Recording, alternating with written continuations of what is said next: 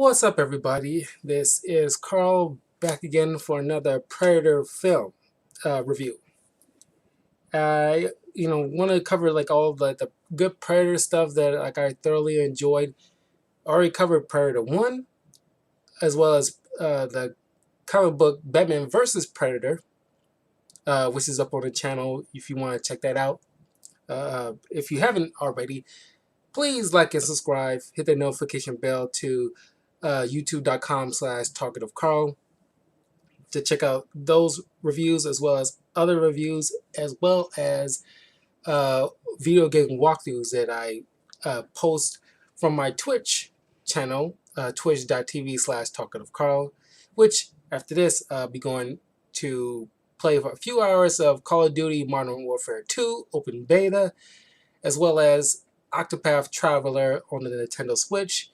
So if you want to join me for a live chat and check it out, please don't hesitate to come swing by. Anyway, the Predator 2. I think not a lot of people give this movie its just due. I think when it came out, not a lot of people initially enjoyed it, but as the years went on, it became like a staple. Personally, which I want to add that I will review Predators and Prey in a couple of days, but I figure, like, in my mind, Predator 1, 2, Predators, and Prey is like the best Predator films of all time. AVP 1 and 2, very lackluster. I gotta say, like, maybe the one shining positive thing I could say about AVP 1 is that you get a little bit more backstory with the Predator race, known as the Kacha. And just like a hunter culture, uh, and they got like a weird honor code among them that they seek out the best warriors, or at least a challenge for them to establish them as great warriors themselves if they manage to beat said opponent. But they don't go after children or unarmed combatants or pregnant women. Because that's not like a real challenge to them. It's just straight up just murder. This is set in 1997, height of the because this is like a cop movie, and just like the previous movie is just like a army kind of movie where it's like ragtag group of military men going after these insurgents. You throw a Predator in there, now you got like a real movie on your hands.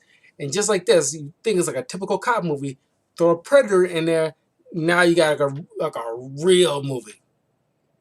So this time, the main lead is Danny Glover, playing the role of Lieutenant Mike Harrigan. Got Kevin Peter Hall reprising his role as the Predator, known in this as City Hunter Predator. Gary Busey plays Agent Peter Keyes. Uh,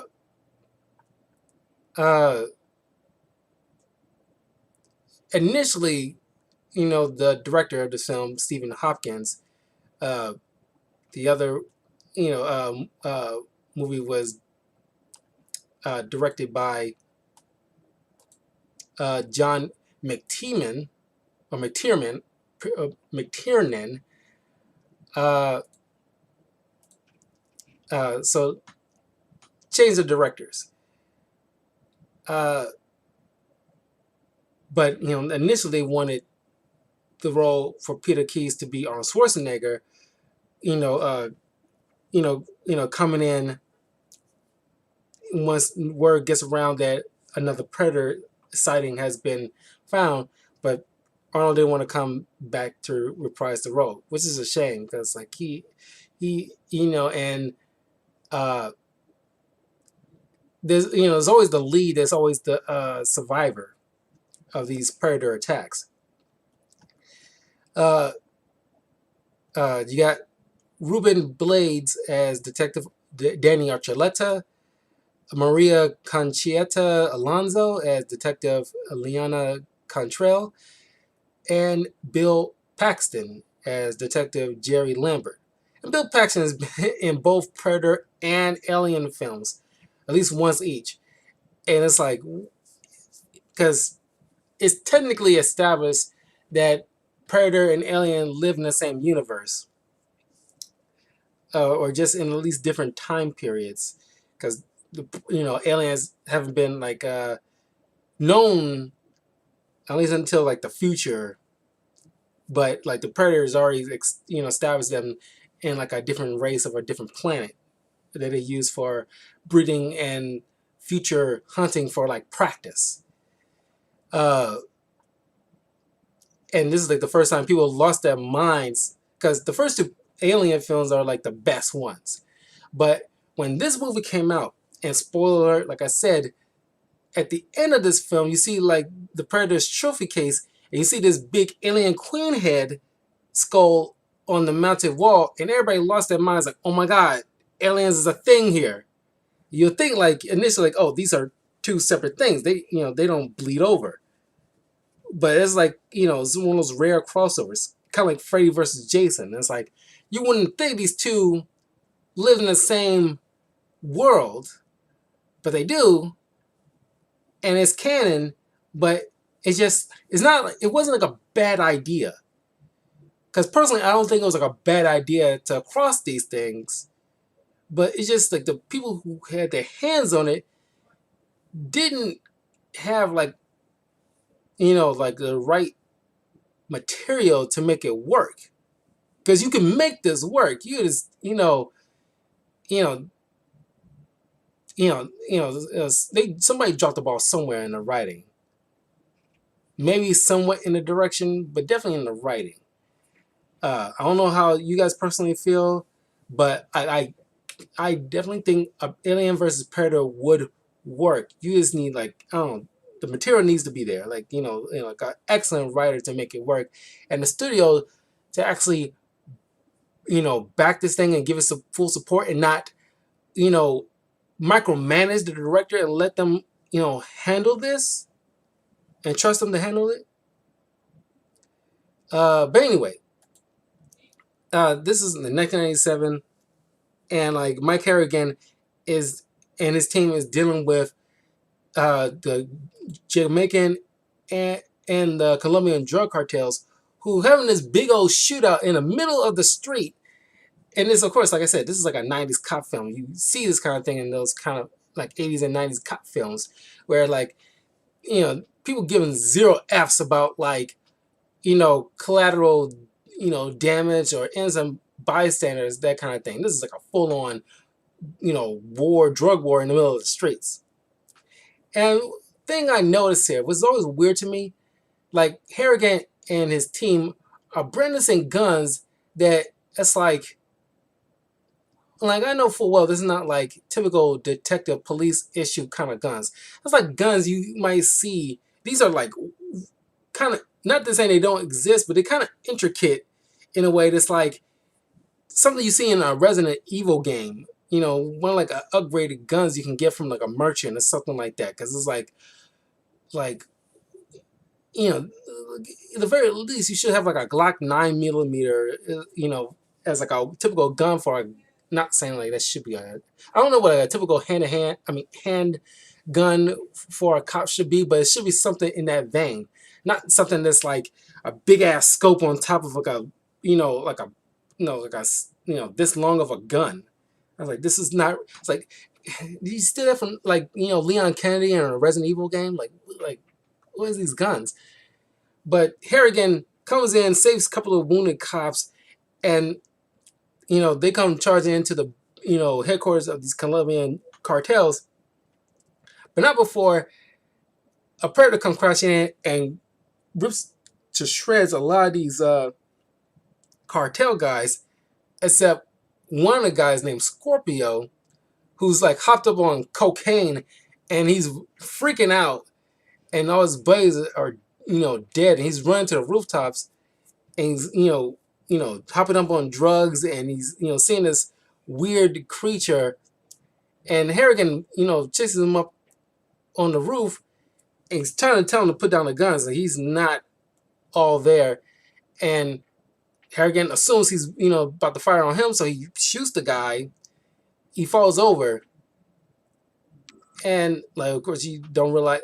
Well, he has like what is it called? Acrophobia, fear of heights.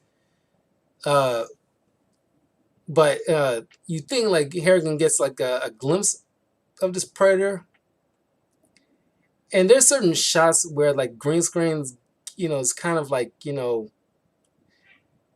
fairly obvious.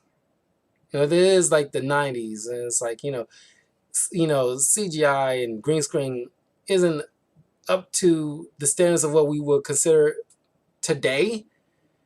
But you got to give it a pass given the technology they had at that time. But there's one more I thought was kind of goofy, where it's like you think like Harrigan spots the predator and you see the silhouette of the camouflage predator, and you see him duck down like, you don't see me, and it's like that's so weird of a move. I always thought that was so weird. It's like something like a little kid would do when he's trying to play hide and seek. But the rest of the team comes in, and uh, Danny helps Mike like walk him off the roof because he has like a weird fear of heights. Not weird fear, but it's like he just got like a paralyzing fear of heights. But it still didn't stop him from doing his job. But he's just not comfortable up on heights. So he's getting his ass chewed out by his boss, who introduces him to Peter Keyes, who seemingly is part of this special task force to deal with these cartels. Obviously, he's a front because he's a special agent to after word got out from, I guess, the because there's, if you look up online and on YouTube about like the aftermath of Predator 1 and the Dutch's accounts of the incident and his report, there's like a audio report, which is really dope. Like an audio report of a very like Arnold Schwarzenegger sound-alike, detailing the accounts of his experience dealing with this extraterrestrial. Peter Keyes got a hold of that and decides to form this group charged with trying to isolate certain incidents in hot areas and with certain MOs that would fit the motif of a possible predator sighting, because he wants to capture this thing to study it and harness its alien technology. Then Harrigan meets with Bill Paxton's character. I'm just going to call him Bill Paxton. It's Bill Paxton. RP to Bill Paxton.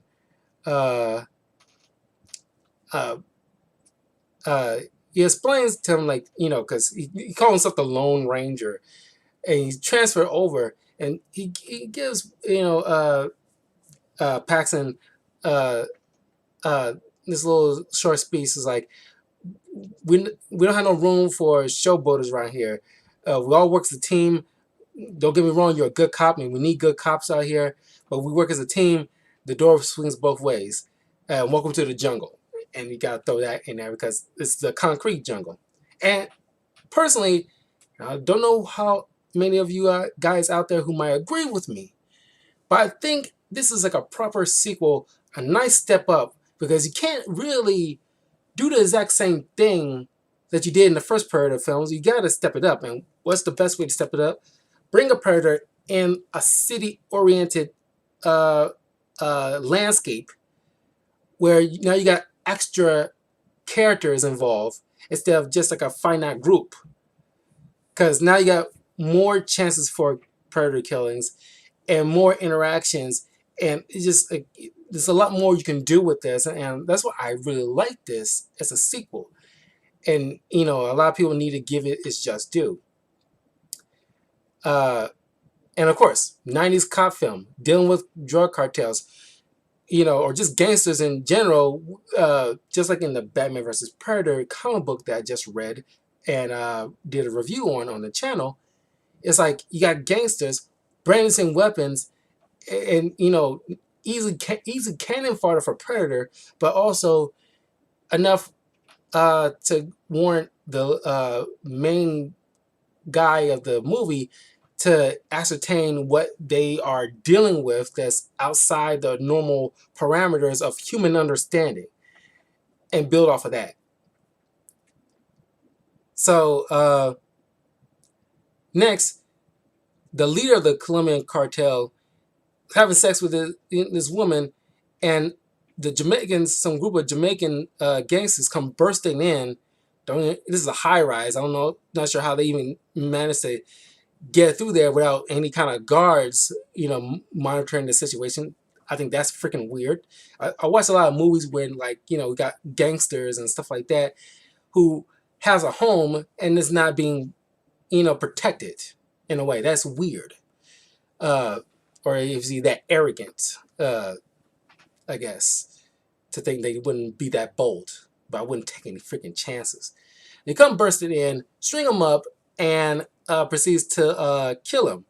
But then the Predator comes bursting in, kills all these other guys, leaves the woman alive because she's not a threat. And then word gets out of a shootout. And then Mike Harrigan and his crew comes in and finds this slaughter and all these killed people, and only one survivor. And this woman who's speaking Spanish, and Detective Cottrell is listening, and she's saying, like, she's not making any sense. He said the devil came and took them. And it just kind of harkens back to the first Predator movie where Anna mentions about, like, the devil who makes trophies of men. And then it's kind of puts gives, like, the mindset to Harrigan. It's like, oh, we got a new player in town, but they think it's just some guy or like some expert hitman or something trying to establish like a base of operations and taking out the competition. But as like Archuleta points out, and it's like, when the first hit happened in the cartel's little hub where they found, everybody butchered, it's like, one of the guys they found strung up, but later on the Predator took very quickly when nobody was looking. It's like somehow a guy that skilled comes in without any of us knowing or seeing, kills a bunch of guys, and within minutes, and then escape without anybody seeing anything. That's like, it's kind of weird. And they're doing the exact same thing here. And then Keys come in and chastise Harrigan about stepping over his toes and blah blah blah.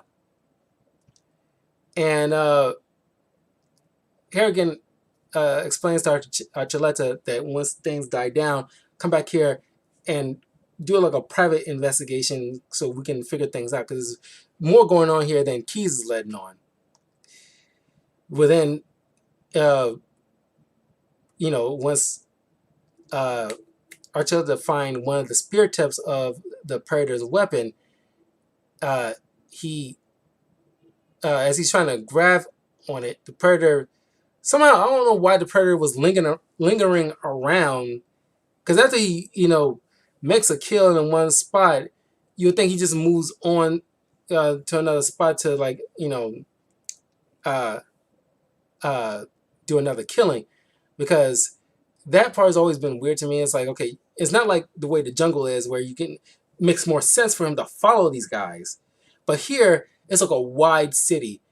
You kind of like almost like I guess it's not no different than like a killer or arsonist sticking around to view his work or something like that. I guess that's the mindset, but it's still strange to me, this expert hunter who is linking around, for no particular reason. He didn't even, because it will make more sense if he's lingering around, because he need to get his, the evidence of his spear tip back, but he didn't take it back from Archuleta's hands. They, the cops later find the spear tip for Harrigan to have analyzed. So all that was completely pointless. So it wouldn't make no sense for him to stick around. Anywho, Harrigan obviously peeved that his close friend who came up in the force with him is, now killed. So this is gone far beyond what is initially suspected. This is not just some weird, new gang, coming to establish a foothold. This is, he's killing all these, not only all these cartels, he's killing cops. And it's like, this is like very, very strange. So now, Harrigan's like, okay, we're going to stop this guy. So now Bill Paxton and Cartrell is sticking around, and he has Paxton track down Keyes and his men, which he eventually does. So he loses them near like the meatpacking district. And then he gets word out that he wants to meet up with King Willie, the leader of the Jamaican cartel, because I think now it's like, okay, you need to establish like, okay, he might know something. I need to nail this guy because he lost some men. I'm lost, some men. We gotta, establish like some kind of truce to get like the bottom of this. So he meets up with King Willie, who, he says that this is some kind of supernatural creature because he throwing like chicken bones on a bomb of a barrel thing, and it's like, the spirit world, man. From the other side, truly dread. And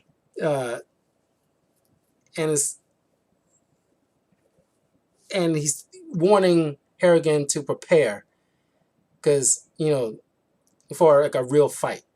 That's what he sees in the visions of these like the chicken bones. And then of course the Predator shows up and takes King Willie's head.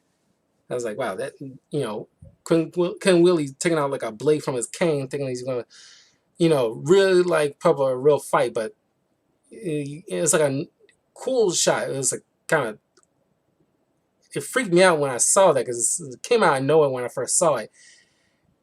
Whereas like, like,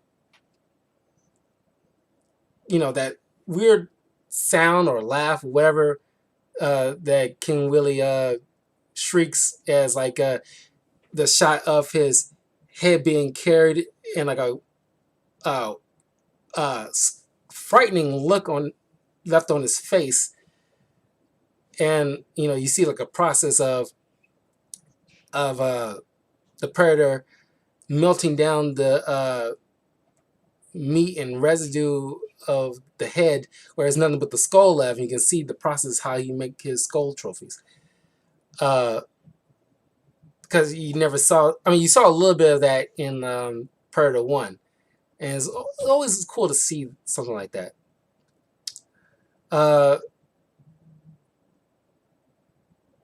Then, like, next day, Cottrell's freaking out. It's like, because word got out that King Willie's dead. And she's like, you was just there. And King Willie's dead. You could have been next. So now,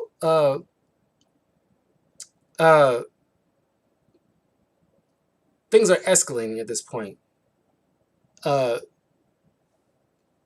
Predator shows up on this like train cart full of people, as Paxton and Cottrell is taking a ride. You got, this is very 90s. These kind of 90s kind of thugs wearing weird cliche grunge kind of outfits and hassling some commuters. And of course, everybody's taking that Second Amendment right to the max here, because everybody's armed, because it's like, it's LA, and it's like, height of gangster activity, so everybody's protecting themselves. And then the Predator shows up, slaughters anybody who brings in a gun and kills Paxton and eventually takes his head was kind of it makes me sad because like I like that actor and it's like that his character was so much fun and it's like him trying to hit on Cottrell and their interactions was super fun to me. I love Archuleta, a little time we had with him, and I love because you can tell the chemistry between these four is pretty doggone good, and it's like that made it even a good Predator movie exceptional when even though a few people are gonna that's close to the main character is gonna die, it makes it even more impactful when in the first part of the movie with Dutch's crew, that little time you had with them on the helicopter ride over to Central America, their camaraderie makes it that more meaningful to you when you see them die, and it's like it hits you hard. And so it's like I like that. You got to establish a bonding moment between these people. Uh, so you know, Cottrell is one of the several survivors of the slaughter, and Harrigan finds out she's pregnant, and so she's carted off to the hospital.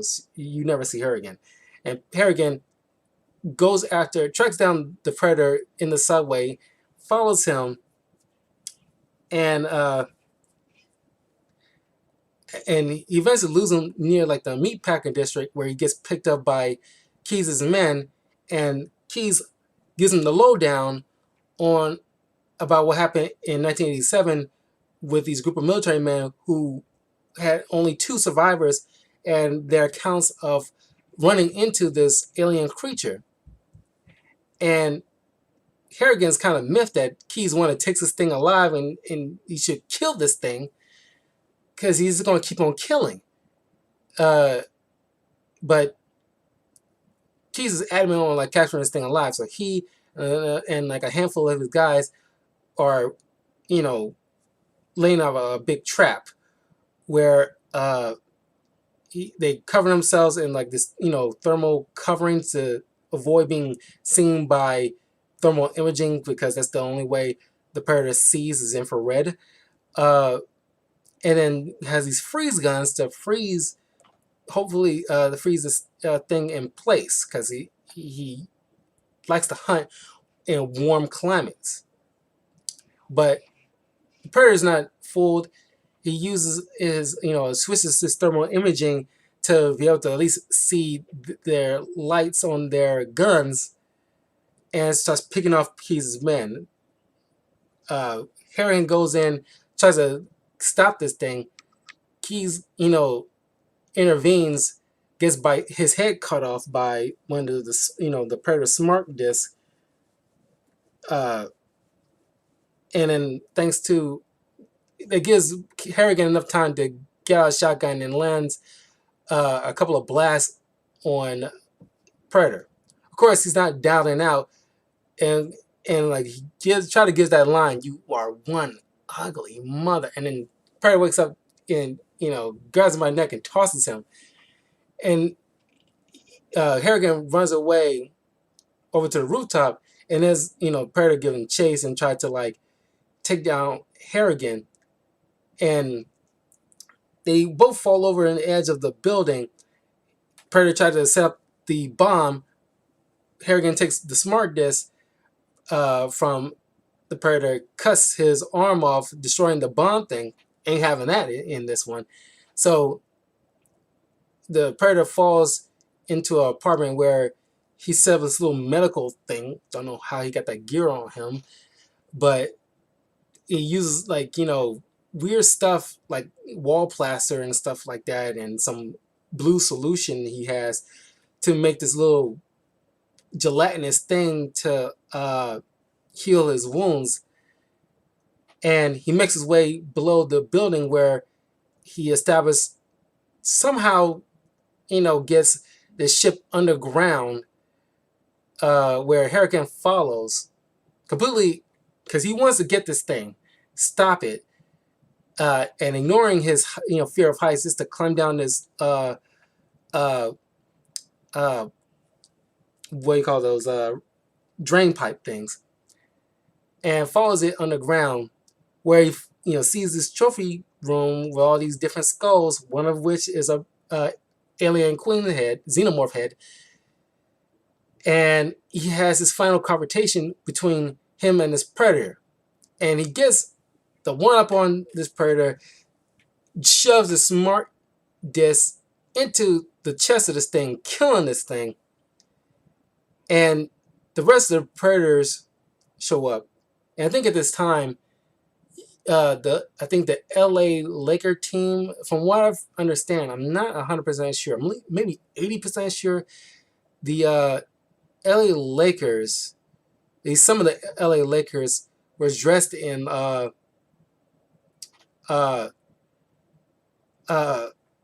Predator gear, costume, to have some group of predators coming to claim the body of their fallen comrade. Like I said, I'm at least sure that was the Laker team. If I'm wrong, please correct me. At least because I feel like I'm fairly positive on that fact. But the lead predator, who seems like he's been around for a long time, because he got a couple of things that kind of look like he's been around since the golden days of piracy, because there's some things that's kind of give me pirate stuff on them, like a sword, I think, that looks like a cutlass almost.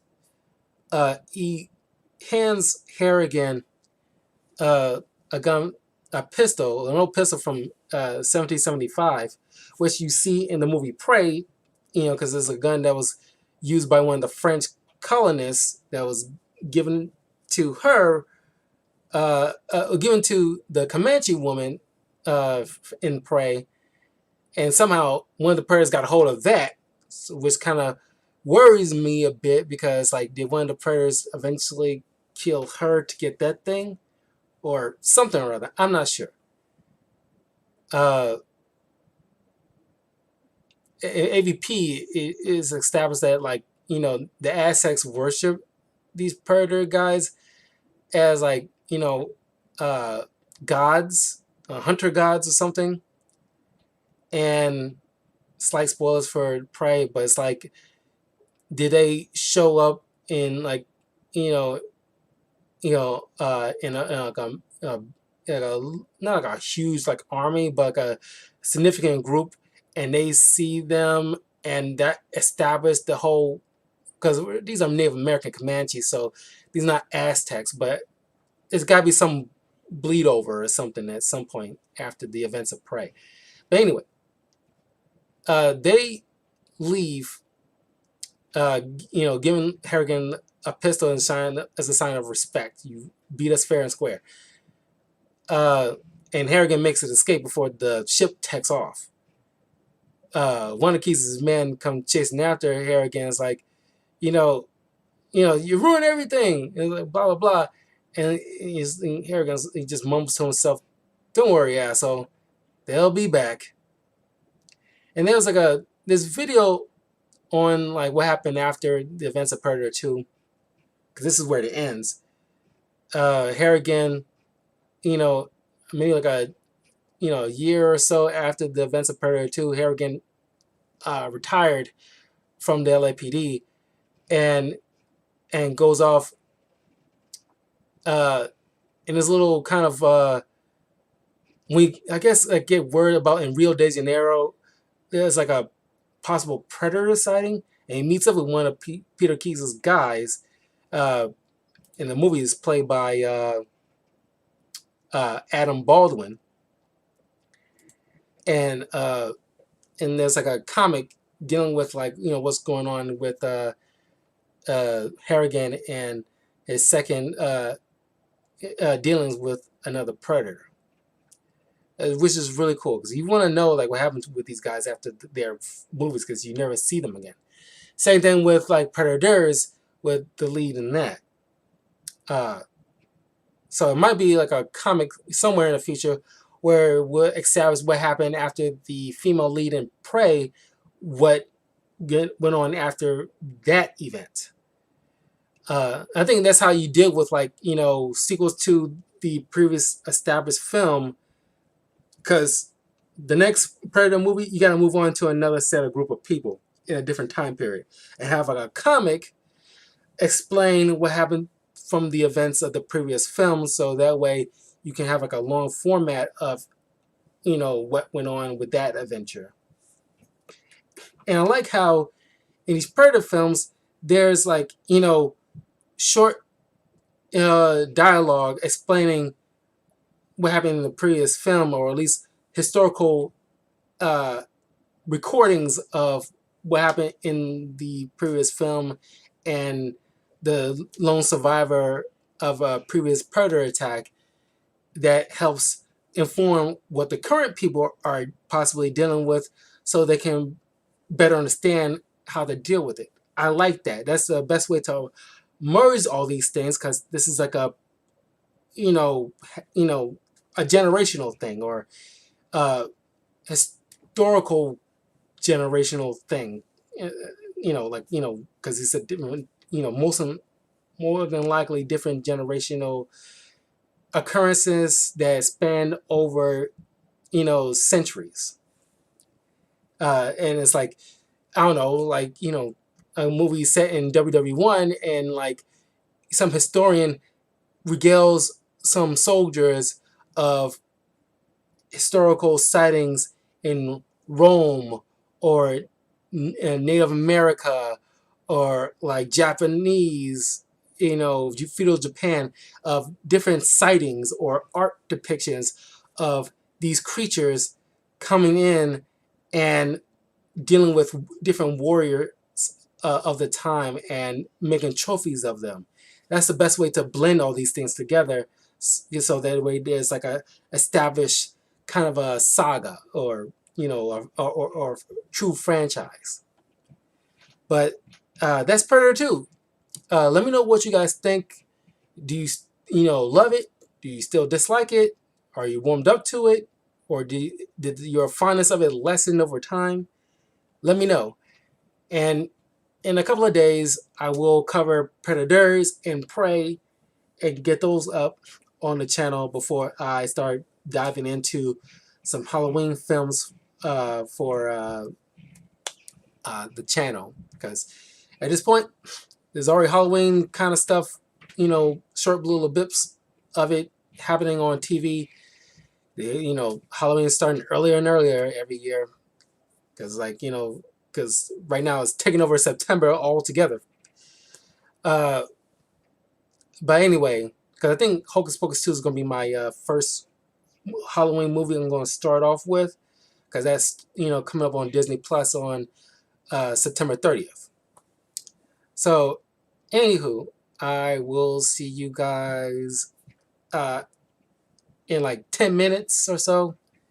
I probably should eat first before I start streaming some more Call of Duty Modern Warfare 2 open beta for a few hours. And then start off with Octopath Traveler walkthrough on the Nintendo Switch. So if you haven't already, follow me on twitch.tv/talkativecarl, as well as my Twitter at talkativecarl, so you'll know when I'm live, so you can join me and chat and have some fun. So anyway, I will see you guys a little bit later, and take care.